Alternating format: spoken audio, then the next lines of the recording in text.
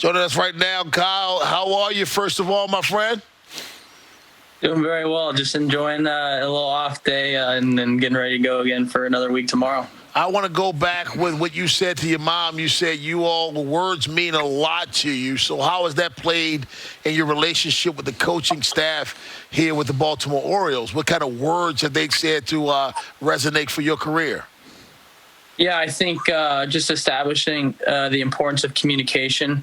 I think that's been something that they've preached, this new staff and new regime, which has been super big for me. Everything is about building up, all about improving and seeing how we as players can get better and learning as much as we can. And I think that's very helpful because, we're not getting too caught up in the past and not allowing that to kind of weigh us down, but rather using it as a way to learn and progress. Kyle, Jim Palmer here. I was looking at some of your numbers. You had more at bats in college than you've had as a minor league player.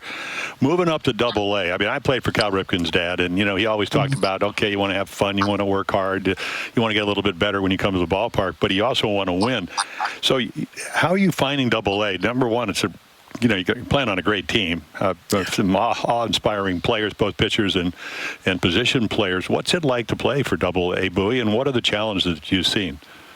Yeah, I think it's been 4 weeks since I've been here, and from day one, I think attention to detail has been a huge emphasis, and that's what it takes to win games. So there's a lot more stress on doing the little things right.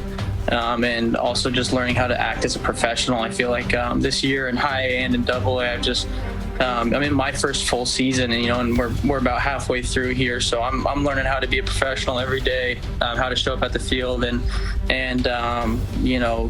play games just about every single day. So this is a new experience for me, and I'm just trying to soak it all in. And I think with the talent that we have on this team, we have such high expectations in a good way, not just moving forward, for the Orioles, but also just right now. And we know that the sky's the limit for our team. So we want to win, and I think that's really exciting to know that you have a chance to win every day. And to believe that you should win every day and holding yourself to a high standard, I think really helps get you better. Kyle, in this job, I'm around a lot of big leaguers, Brian Roberts, Mike Bordick, Ben McDonald, and this Hall of Famer that's on with us right now, Jim Palmer. They focus so much on the things that they need to improve rather than the things that they're great at. So what keeps you awake at night on one of the things that you feel you may need to improve on? Yeah, I would say for me it's mental how to handle some failure and a stretch of failure. And, I think that's one thing that I've improved on a ton this year is even when things aren't going so well early in the game, my confidence in myself and my belief in finishing that game strong doesn't waver based on my performance early in the game. So I think that's something that I can still improve on, is not getting discouraged by a tough stretch. And so that for me is, I think, key for me to continue to improve on and to continue to be able to learn from a bad day, but not dwell on it to the point where it, turns into a tough stretch. I played basketball in high school as you did. You were a multi-sport guy. You also pitched.